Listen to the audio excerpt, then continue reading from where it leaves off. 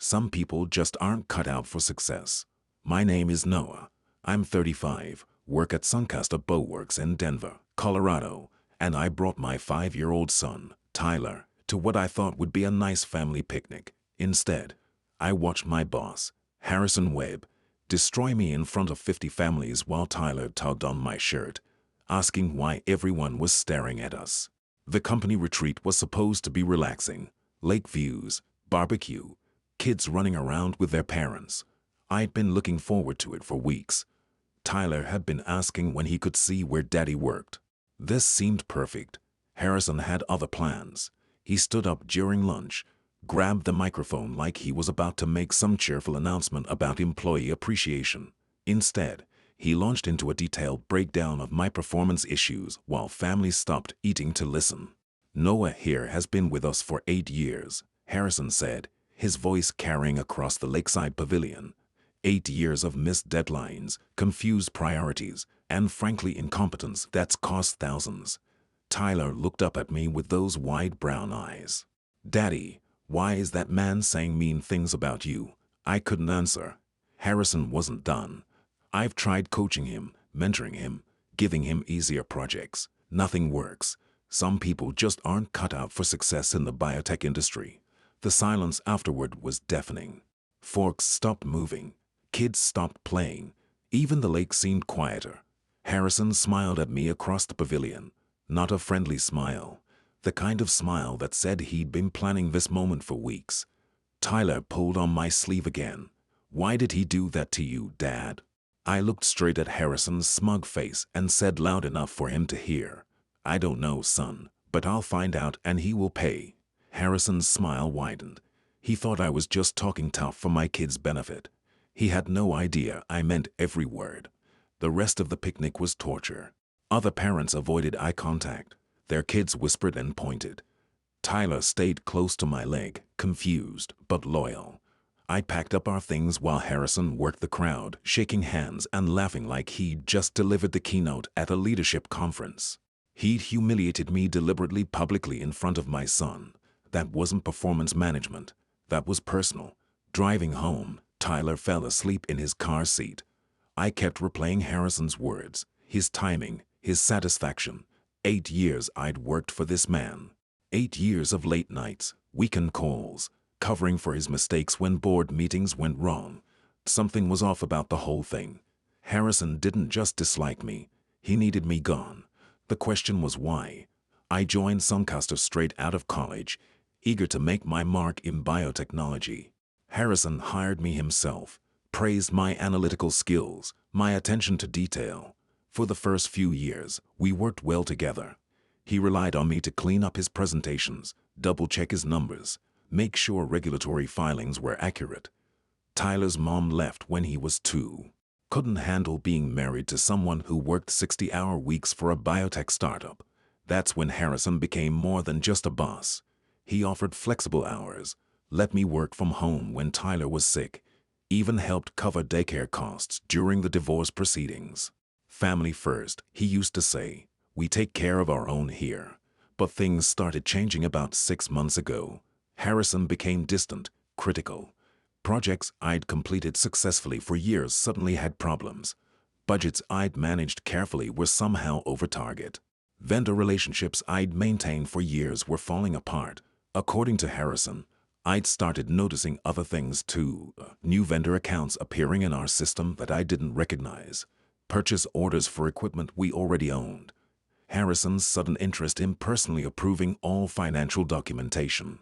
Just streamlining the process, he'd explained when I asked about the changes. Less bureaucracy, more efficiency. The warning signs were there, but I'd ignored them. Harrison had been good to me during the divorce. He'd mentored me, promoted me to senior project manager, increased my salary twice. I trusted him. That trust had been stupid. After the picnic, I started paying closer attention. Harrison would disappear for long lunch meetings with vendors I'd never heard of.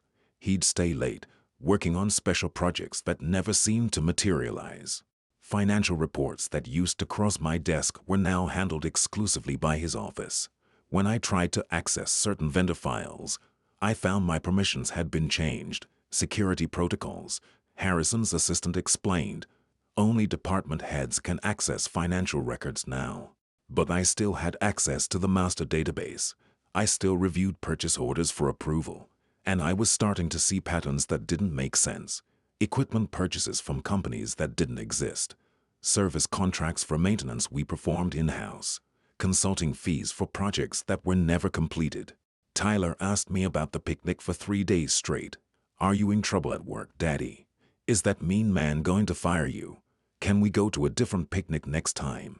I promised him everything would be okay. But I was beginning to understand that Harrison's public humiliation wasn't about my performance. It was about positioning. He needed me to look incompetent before something big happened. He was setting me up to take the fall for something. I just didn't know what yet. The realization hit me on Thursday evening while reviewing quarterly expense reports. I was working late, Tyler, at my sister's house trying to make sense of budget discrepancies Harrison had blamed on my sloppy bookkeeping. That's when I saw it. A payment to Kelmore and Finch Consulting for $47,000. The problem was I knew every consulting firm we worked with.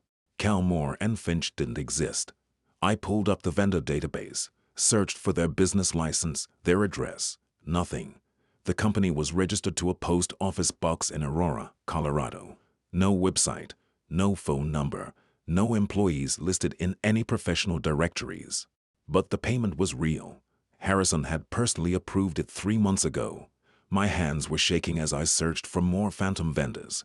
Norwell and Sons Equipment, Graveland Textiles Industrial, Thornmere Logistics, all fake companies, all receiving payments that Harrison had personally authorized.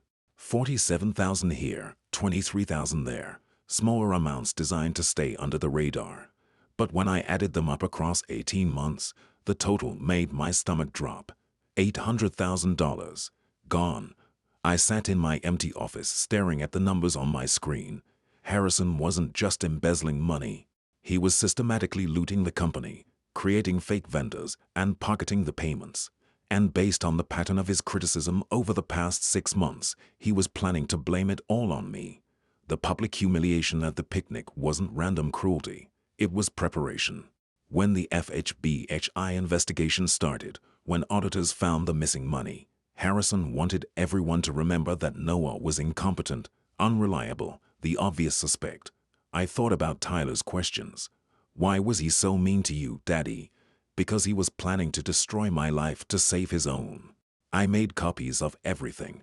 Bank statements, vendor records, approval signatures, every piece of evidence that showed Harrison's personal involvement in creating and funding these phantom companies.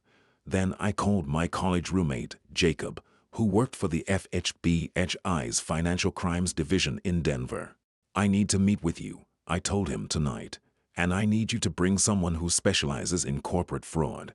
Noah, what's going on? My boss has been embezzling money for almost 2 years, and he's setting me up to take the fall.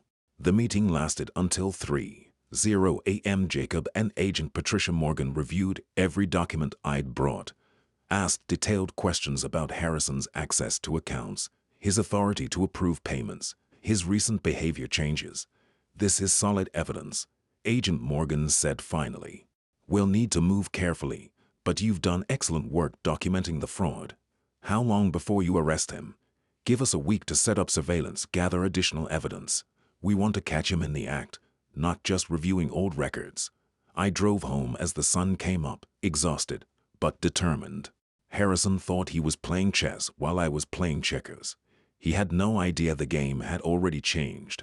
Monday morning, Harrison called me into his office with his usual fake smile. Noah, we need to discuss your future here at Suncaster. I sat across from his mahogany desk, looking at the man who'd been stealing from our company while planning to destroy my career. What kind of discussion? Performance issues have been mounting. The board is asking questions about budget overruns in your department. I've been protecting you, but there are limits to what I can do. He opened a manila folder, pulled out documents I recognized immediately. Purchase orders, vendor payments, budget reports, all the evidence of his own embezzlement, but presented as if I were responsible. These discrepancies add up to significant money, Noah. Money that's missing from accounts you manage. I stared at him, amazed by his boldness. Those are your signatures on the approval forms, Harrison. Signatures can be forged, especially by someone with access to sensitive documents. He leaned back in his leather chair, completely confident. The board will want explanations. They'll want accountability. He was moving faster than I'd expected. Agent Morgan had asked for a week, but Harrison was implementing his frame-up immediately. What are you suggesting? Resignation. Clean, professional. No ugly investigations. I'll provide positive references. Help you find another position. Your son's future doesn't have to suffer because of a few accounting mistakes. The threat was clear. Resign quietly, or he'd destroy me publicly and legally. He'd use Tyler as leverage, ruin my reputation permanently. I need time to think about it. Of course, take until Wednesday. But Noah. He smiled that cold smile again. Don't overthink this. Some battles aren't worth fighting. I left his office and immediately called Agent Morgan. He's accelerating the timeline. He wants my resignation by Wednesday. Perfect. That gives us exactly what we need. Keep acting normal. Maybe even a little worried. Let him think his plan is working. Tuesday was torture. Harrison treated me like a condemned man getting his last meal. Friendly conversations about my future plans. Helpful suggestions about career transitions. Sympathetic comments about single parenting. It's tough raising a kid alone, he said during lunch. Financial pressure, time constraints. Sometimes we make poor decisions when we're desperate. I wanted to punch him. Instead, I nodded and played the part of a defeated employee accepting his fate. But Harrison wasn't content with psychological warfare. Tuesday afternoon, I discovered he'd locked me out of the financial systems entirely. Temporary security measure, his assistant explained. While the accounting review is ongoing, he was erasing my access to evidence, making it impossible for me to defend myself. If I hadn't already copied everything, his plan would have been perfect. Wednesday morning arrived with a phone call from Harrison. Noah, I'm afraid the board couldn't wait for your decision. There's going to be an emergency meeting at 10:00 a.m. You should probably bring a lawyer. What kind of meeting? The kind where serious accusations are discussed. The kind that end careers permanently if they're not handled carefully. I hung up and called Agent Morgan. They're moving now. Board meeting in 2 hours. We're ready. Harrison's meeting with one of his phantom vendors this morning. We've got surveillance teams positioned. Just keep him busy until 11:00 a.m. I arrived at the office to find Harrison pacing nervously, checking his phone every few minutes. He was scheduled to meet with representatives from Kelmore and Finch Consulting at 10:30 a.m. What he didn't know was that Kelmore and Finch was actually a bank account he'd created using false business registration documents. Nervous about the board meeting? I asked. Not nervous, just ready to get this unpleasant business behind us. He straightened his tie, grabbed his briefcase. They'll want your resignation letter, Noah. I'd write something graceful if I were you. He left for his meeting, confident that in 30 minutes he'd be collecting another fraudulent payment while I faced accusations of embezzlement. Agent Morgan had explained the plan. Harrison would drive to a coffee shop in Aurora, meet with an undercover agent posing as a vendor representative, and attempt to arrange another fake payment. Meanwhile, federal agents would be reviewing his computer, his bank accounts, his false vendor registrations. I sat in my office watching the clock, waiting for Harrison's world to collapse. At 11:15 a.m., Harrison returned from his meeting, looking pleased with himself. He'd successfully arranged another $40,000 payment to his phantom consulting company, completely unaware that federal agents had recorded every word of the conversation. Ready for your board meeting? He asked, checking his watch. They're waiting in conference room A. I followed him down the hall past colleagues who looked away uncomfortably. Word had spread about the accounting investigation involving Noah's department. Harrison had made sure everyone knew I was under suspicion. The board members were seated around the conference table. President Catherine Collins, Chief Financial Officer Vincent Torres, and 3 other executives I recognized but rarely interacted with. Harrison took his seat at the head of the table, opened his briefcase, and pulled out a thick folder. Thank you all for making time for this difficult discussion. Harrison began. As you know, we've discovered significant financial irregularities in our vendor payment system. Money that should have gone to legitimate contractors has been diverted to fraudulent accounts. Catherine Collins looked directly at me. Noah, these are serious accusations. Do you understand the scope of what we're discussing? Before I could answer, Harrison continued. $800,000 over 18 months. Payments to companies that don't exist, approved through forged signatures covered up through manipulated budget reports. Vincent Torres frowned at the documents Harrison was distributing. The evidence seems comprehensive. Noah, what's your response to these allegations? I was about to speak when the conference room door opened. Agent Morgan walked in, followed by 2 other federal agents and Jacob from the FBI Financial Crimes Division. Harrison Webb, Agent Morgan displayed her badge. Federal Bureau of Investigation. You're under arrest for embezzlement, wire fraud, and money laundering. The room went completely silent. Harrison's confident expression crumbled into confusion, then panic. This is ridiculous, he stammered, looking around the table desperately. Noah must have set me up. He's been stealing money and now he's trying to frame me. Agent Morgan approached Harrison calmly. Stand up, please. Place your hands behind your back. You don't understand, Harrison protested as the handcuffs clicked into place. I was investigating the embezzlement. Noah has been creating fake vendor accounts, forging signatures. I have evidence. We have evidence too, Agent Morgan replied. Bank records showing deposits to accounts you opened personally. Video surveillance of you meeting with undercover agents this morning to arrange fraudulent payments. Computer records proving you created false business registrations for phantom companies. Catherine Collins stared at Harrison in shock. You've been stealing from the company. 2 years of systematic theft. Jacob explained to the board. Mr. Webb created 18 fake vendor companies, approved payments to accounts he controlled personally, and was preparing to frame Noah for his crimes. Harrison's face went white as the full scope of his situation became clear. This can't be happening. I'm the CEO. I built this company. You nearly destroyed it, Agent Morgan said. Noah's investigation is the only reason we caught you before you disappeared with the money. Vincent Torres looked at me with newfound respect. You've been working with the FBI. For the past week, Harrison tried to force my resignation yesterday, but federal agents needed time to gather evidence of his ongoing fraud. Harrison was escorted from the conference room in handcuffs, still protesting his innocence, still trying to blame me for his crimes. The board members sat in stunned silence, processing the revelation that their CHEHO had been looting the company while planning to destroy an innocent employee. Catherine Collins cleared her throat.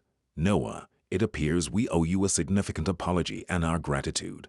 I thought about Tyler's question at the picnic. Why was he so mean to you, Daddy? Now I had an answer that made sense. The next few days moved like a whirlwind.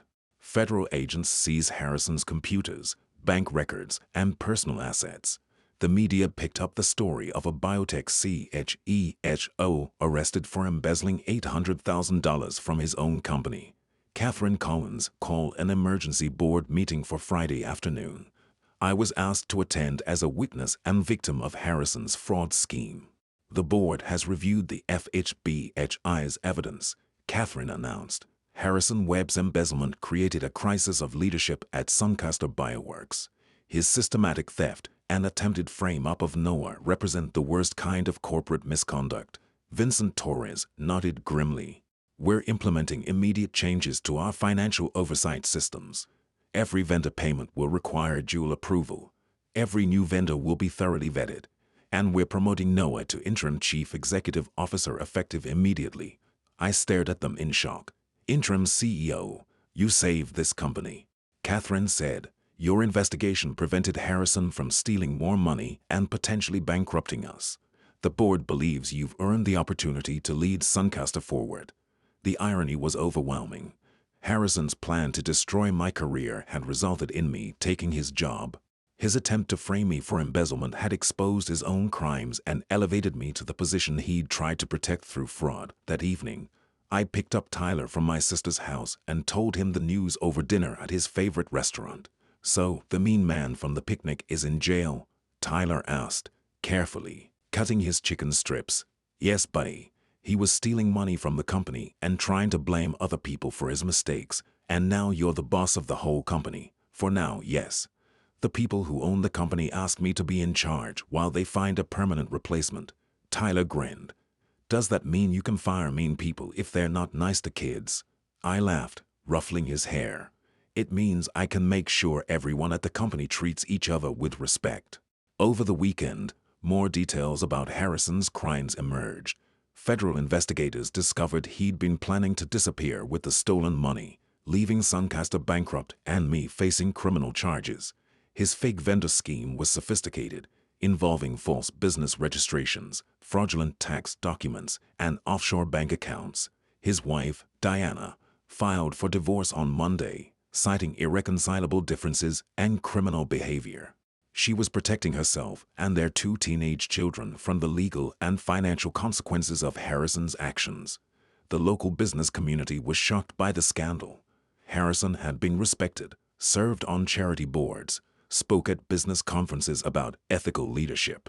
His arrest made headlines in the Denver Business Journal, Colorado Public Radio, and even national financial news outlets. Tuesday morning, I walked into Harrison's former office, now my office, and found a letter from the federal prosecutor's office. Harrison was being charged with 18 counts of wire fraud, 12 counts of money laundering, and conspiracy to commit embezzlement. If convicted on all charges, he faced up to 25 years in federal prison. I called Agent Morgan to thank her for the investigation. What happens next? Harrison's lawyer is trying to negotiate a plea deal, but the evidence is overwhelming. He'll probably serve at least 10 years, pay full restitution, and never work in finance again. And the money he stole, we've frozen his assets, seized his house, his cars, his investment accounts. The company should recover most of the $800,000. I hung up the phone and looked out the window at downtown Denver. 2 weeks ago, Harrison had humiliated me at a company picnic. Today, he was facing decades in prison while I was running the company he tried to destroy. 3 months later, Harrison's trial began in federal court. I was called as the primary witness for the prosecution, the employee whose investigation had exposed the entire fraud scheme. Harrison sat at the defendant's table, looking nothing like the confident CEO who'd humiliated me at the company picnic. His expensive suits had been replaced by an ill-fitting public defender's outfit. His usual arrogance had been replaced by nervous glances and whispered conversations with his lawyer. The prosecutor presented 18 months of evidence. Fake vendor companies, forged documents, fraudulent payments, Harrison's personal bank accounts containing stolen money. The case was overwhelming. When I took the witness stand, Harrison wouldn't meet my eyes. The man who'd smiled triumphantly while destroying my reputation in front of 50 families couldn't look at the person who'd exposed his crimes. Mr. Noah, the prosecutor asked, when did you first suspect financial irregularities at Suncaster Bowworks? After Harrison publicly humiliated me at the company picnic, his behavior seemed designed to make me look incompetent before something bigger happened. That made me start investigating why he needed me to fail. And what did your investigation reveal? That Harrison had created 18 fake companies over 2 years, stealing $800,000, and was planning to frame me for his crimes. The jury listened intently as I explained Harrison's systematic embezzlement, his preparation to flee with the money, his calculated destruction of my reputation. Harrison's lawyer attempted a desperate defense, claiming his client was mentally unstable, suffering from financial pressure, making poor decisions under stress.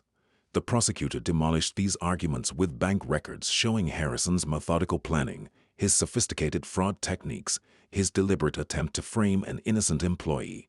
After 3 days of testimony, the jury deliberated for less than 2 hours, guilty on all counts. Judge Williams sentenced Harrison to 12 years in federal prison, full restitution of $800,000, and permanent prohibition from working in any financial capacity. As the bailiff led Harrison away in handcuffs, he finally looked at me. His expression wasn't angry or defiant. It was defeated, broken, the look of a man who destroyed everything through his own greed and arrogance. Harrison's fall was complete and devastating. His house was sold to pay restitution, his luxury cars, his boat, his investment portfolio. Everything liquidated to compensate Suncaster for his theft. Diana moved to California with their children, changed their last names, started over in a place where Harrison's crimes wouldn't follow them. The business community that had once respected Harrison now used his case as a cautionary tale about corporate fraud. His former colleagues refused to speak with him. His country club revoked his membership. His professional licenses were permanently suspended. 6 months after his sentencing, I received permanent appointment as CEO of Suncaster Bowworks. The board had watched me rebuild the company's reputation, implement new financial safeguards, and restore employee confidence. Under my leadership, Suncaster had its most profitable quarter in company history. Tyler, now 6 years old, understood more about what had happened. The mean man tried to steal money and blame you for it. Right, Daddy? That's right, buddy. But doing the right thing always wins in the end, even when it takes a long time. Especially when it takes a long time. One evening, I was working late in my office when I found an old photo from the company picnic. The day Harrison had humiliated me in front of my son and 50 families. I looked at Harrison's triumphant smile, remembering how confident he'd been that his plan would work. I put the photo in my desk drawer, not as a reminder of that painful day, but as proof that justice eventually finds those who abuse their power. Walking to my car that night, I thought about Tyler's question at the picnic. Why did he do that to you, Daddy? Harrison had done it because he thought he could get away with it, because he believed his position protected him from consequences, because he'd confused temporary power with permanent immunity. He'd learned the difference between those two things in federal court, wearing handcuffs, listening to a 12-year sentence. I drove home to Tyler, ready to help him with homework, make dinner, and continue building the life that Harrison had tried to destroy. The man who'd thought he could frame me for his crimes now spent his days in a federal prison cell while I ran the company he'd nearly bankrupted. Harrison Webb faced the full consequences of his betrayal and theft. His 12-year prison sentence stripped away his freedom, while financial restitution destroyed his wealth and social standing. His wife divorced him to protect their children. His professional reputation was permanently ruined, and his former colleagues treated him as a cautionary tale about corporate greed. The man who tried to destroy my career through elaborate fraud lost everything he'd worked to build, spending his days in a federal prison cell while I led the company he'd attempted to loot. Sometimes the best revenge is simply letting someone's own actions lead them exactly where they deserve to go.